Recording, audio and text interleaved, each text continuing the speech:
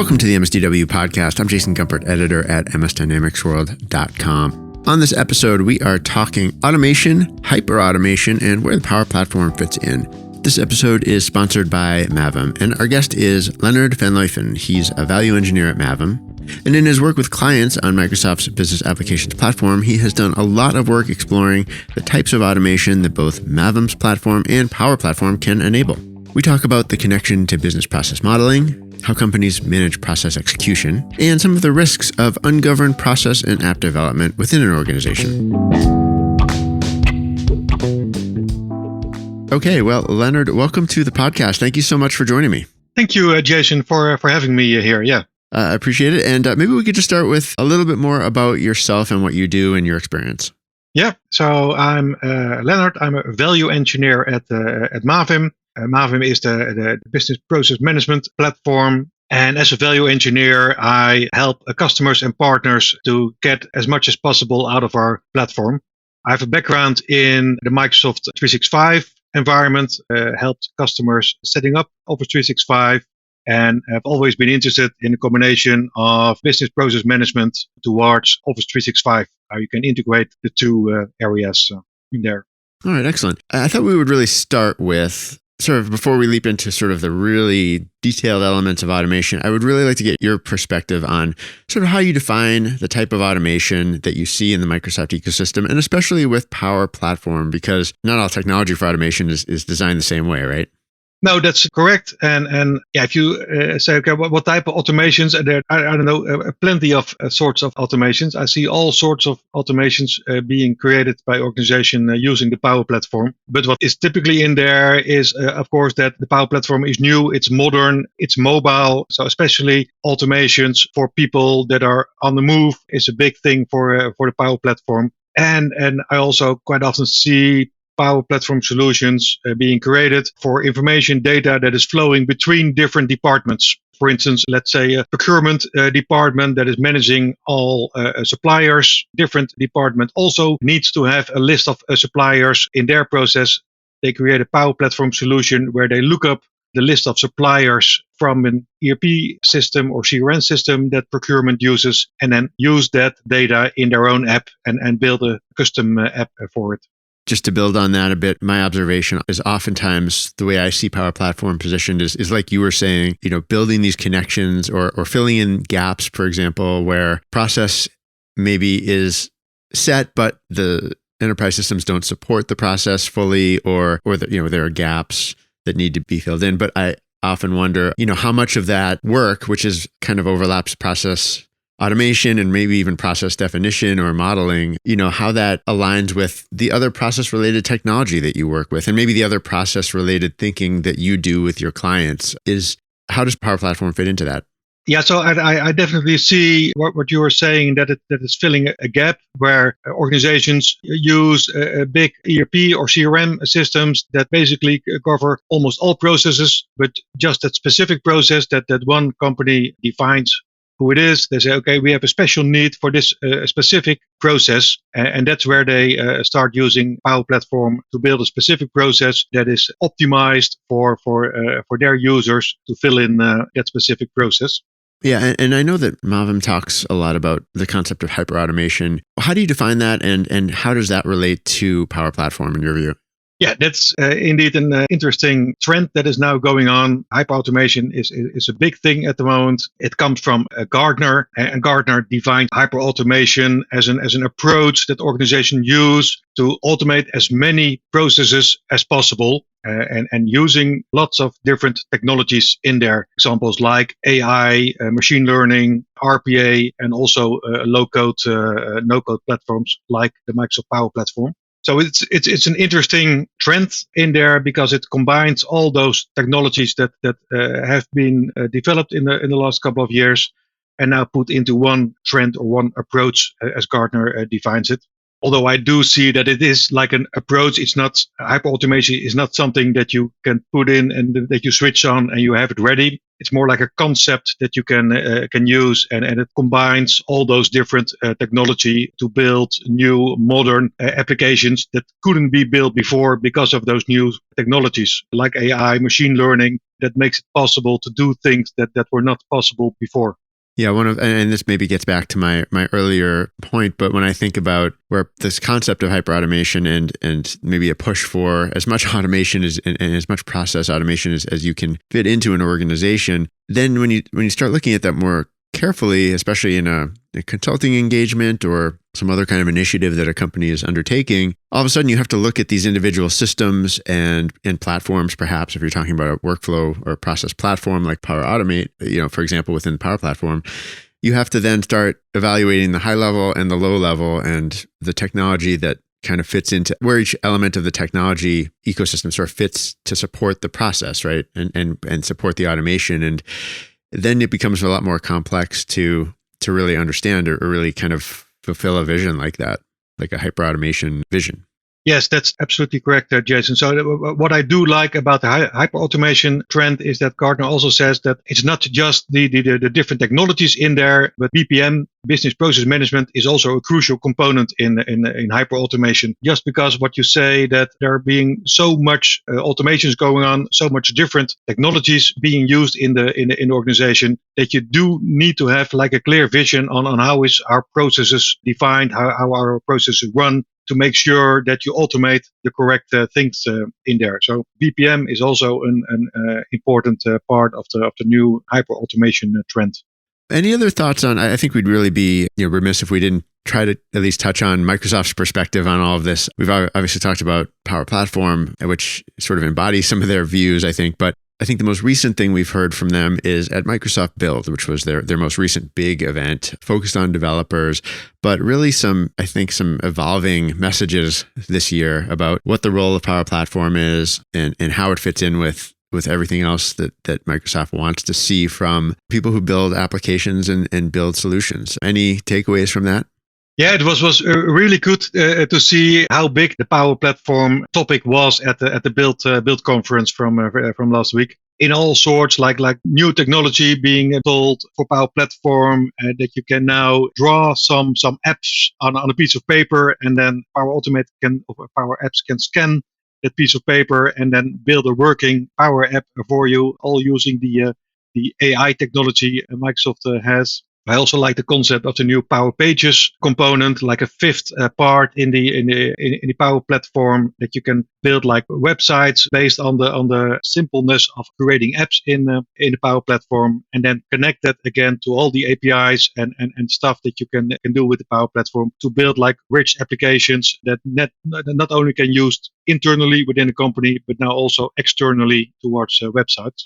Yeah, I wanted to ask about the form scanning or the form recognition with the, sort of the AI tools around that. Is that something that you could imagine being useful when companies are evaluating their current or their legacy capabilities? Yeah, I think that's still relatively new, and it's nice to see that you can draw that. But going further, I see that this will become much more interesting, and even more I can see relations to like business process management. So that for now you can say, okay, I draw an app, and a Power App is being created. Now I have my processes being defined, and I draw my processes. Next step is that you use AI, and AI recognizes how your process is running, and it creates Power Automate flows for you based on how you make your Visio diagrams. Yeah, I wanted to step maybe away from the technology just a bit because there is so much going on there. But when it comes to business process management, as you've mentioned, it's really not just technology, right? It's a bigger discussion, and it involves a lot more within an organization, right? Can you talk a little bit more about that side of process and automation? Yes, of course. It's a lot of technology, but also the organizational aspect of it. Users have now much more opportunities. It's like the whole citizen developers. So it's not your IT department that's creating applications, but it's the business user that can now create apps themselves. which is great in one way, but in another way, it's exposing also some risk, especially about governance. How do you manage those big amounts of applications that are being developed all through the organization? And I think that's also where BPM comes into place. You need to make sure that all the apps that are being developed in the organization are visible from, okay, for what process are these apps being developed, and where is this app playing a role in the organization, and also other way around, if I would disable this app, what process will then fall off. So the governance part of this whole hyper automation is probably really important, because the amount of applications that are being developed will explode in there, and then making sure you have a correct set of governance rules about how apps are being created. Think also of the different connections that you can do. The IT people will be scared with the large amount of connections that are in the Power Platform and that you can connect to. And okay, will my data always be in the company, or do you use connections that make it possible that data will flow out of your organization? All sorts of governance topics that you need to apply to when you're going forward with hyper automation and the Power Platform. Yeah, this sounds similar to some of the ideas I think I've heard before, but maybe positioned a little bit differently. So, tell me if I'm on the right track here. If a company is really committed to the idea of hyper automation, they believe that this concept is a way for them to really move their organization ahead. They bought into it and they're investing in, let's say, Power Platform. Like you said, they start building processes. They start automating things that hadn't been automated before, filling in gaps, as we mentioned at the beginning, maybe redesigning whole major elements of what the business does. Without the right governance there, even the best plans might end up sort of in places where they didn't expect, or with overhead or problems that they didn't anticipate as things grow and time goes on and things become more complex. Is that the idea where governance really steps in? Yeah, that's exactly where I see where governance comes in, and it's from multiple angles. So it's from the IT perspective, making sure that security is being in place, but also from a business perspective. When every department can create their own apps, you need to have like a vision on, okay, what processes are we doing in the organization, and where are we as a department in that picture, and what do we do with the Power App, and maybe the department next to us can also benefit from that. And I think it's the process view that makes that possible in there. And just to maybe add on a bit more, I think of, Microsoft has its own Power Platform Center of Excellence, which I know is, a starting point that some organizations use when they're investing in Power Platform to add some level of at least technical governance and oversight. But I think you're talking about a much deeper layer of that type of governance for BPM.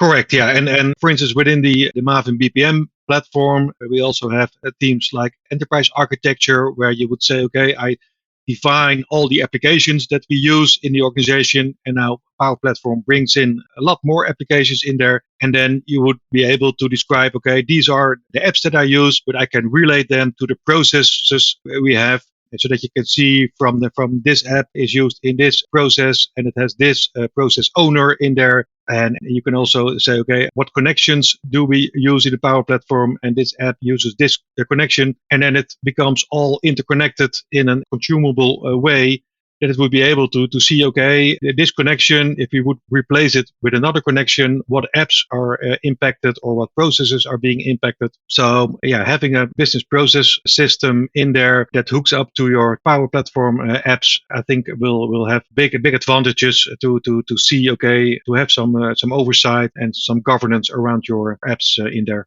Can you talk a little bit more about, in your experience, what organizations are actually doing with Power Platform, and in terms of adding to or sort of augmenting existing enterprise systems, trying to use what they can in those systems versus making decisions to really apply Power Platform to company-specific needs or custom needs that can't be addressed in the out-of-the-box software that they own? Yeah, that's correct. I see that virtually every organization can benefit from low-code platforms like the Power Platform. But what I also see is that, like a decade ago, organizations used ERP systems, but they fully configured it their own way. And in the last years, you see more and more organizations turning towards more standardized implementations of ERP systems or CRM systems like SAP or Dynamics 365. And they recognize that, okay, if we're using it in a more standardized way, we're much more compatible of using the whole platform. And the way I see it is that most companies use Dynamics for like 70 or 80% for their processes, and that's fine. And then it's the last 20 or 30% that makes an organization special, or they have some specific needs for some specific processes that really define what that company is about. And those 30% of processes, they can't use the standardized functionality in Dynamics for, and that's where they build like custom applications that use like the Power Platform or the other systems and techniques that we're talking about. For instance, like a specific AI purpose that they need. But it's like those 20-30% of the processes that are specific that they use the Power Platform for. And can you give any examples of sort of what kind of uses Power Platform you're seeing it play a good role for? Yeah, and then again, it's not just tied up to just one type of organization or just one type of department. It's everywhere. But as I said earlier, it's quite often the processes where people are not sitting behind desks, but that they are moving around and that they can benefit from modern apps that are mobile. And especially in there, it's also that the Power Platform, the strength in there is that all the connections that you can make. So it's possible to make connections to all kinds of different systems, bring information in there or get information out of there. And for instance, I have an example, like if you go to the expense registration, like a normal process that is in place in almost every organization, you can do expense registration in Dynamics 365. But quite often you see that organizations want to have like an app for that, so that people that are traveling and are meeting up with customers or clients and having a lunch, they want to have like an expense registration app that they can use to directly submit an expense registration when they're in a restaurant or so. So you see then that organizations create a new expense registration app in the Power Platform to do that. And then interesting thing what I see in there is that you also want to have a look on how the process of expense registration is being defined. Lots of organizations say, okay, in our expense registration process, we see that if you submit an expense registration for above 50 euros, dollars, then we need to have approval from your line manager. And if it's under 50 euros, you don't have to do that. Well, that's typically something that you would define in your process. You have your expense registration process, and with all the connections possible, you can also say, okay, my Power Platform is also being connected to my business process platform, where I've defined the processes and the logic in there. The logic of, okay, above 50 euros, you would have to go to your line manager for approval. And then the Power App, that can be a mobile app. You put in your expense registration, and then the Power App connects to your business process platform and sees that this expense is above the limit, and therefore it starts an approval to your manager. And when the amount is lower, it doesn't do that. And then you have like your business rules in your business process tooling, and your Power Apps use that business logic to make processes even more dynamic in there. Yeah, and that's when you start enforcing sort of organization-wide official rules and guidance, you can just see how important that must be to see that it's being orchestrated from sort of the right parts of the organization, and that when it's actually executed by the people on the teams, it's being done correctly and sort of uniformly, right? Especially when it comes to financial decisions or rules. Correct. Yeah. You want to have the process knowledge in your application to make sure that the compliances are being followed in there, and yeah. Another element, or I guess another approach that I've been thinking about recently and has come up in kind of other types of discussions I've been having is almost like the opposite of an interactive process, but almost taking interaction out of processes when it's not needed, so that it's still automated, but perhaps it's more streamlined because it doesn't require people's input and time and attention when perhaps the rules can be defined without it. Do you see that side of it as well? Yeah, I think especially that's, again, going back to the hyper-automation, where earlier on you didn't have the technologies to fully automate processes, and some parts of a process were manually. Now, for instance, also with the RPA, robotics process automation, you can even automate pieces of that process that are still being performed in like legacy systems. But then with RPA, you can even automate those things and make complete process being automated. Yeah, certainly. I think that's something that I'm actually looking forward to getting more use cases on that and more, I guess, justifications or thinking around that in the future. Maybe it's a topic for us for another time as well, whether it's, on the ERP types of business cases or even on, sales and marketing related cases where more interaction is not always better for the most effective outcome. I think there's a lot to be said there. And yeah, like you said, RPA, it certainly seems like, or just better, serve analysis as part of processes, right? That can perhaps streamline things more than it does today. Correct. Yes. Yeah.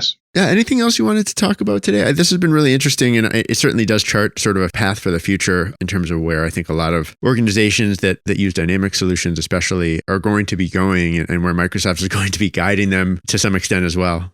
Yeah. Well, I'm looking very much forward to how this whole Power Platform will continue, especially what you say, the Microsoft build is really now a lot of traction and movement going on around the Power Platform, and especially the process side of it. I think Microsoft is now also recognizing that.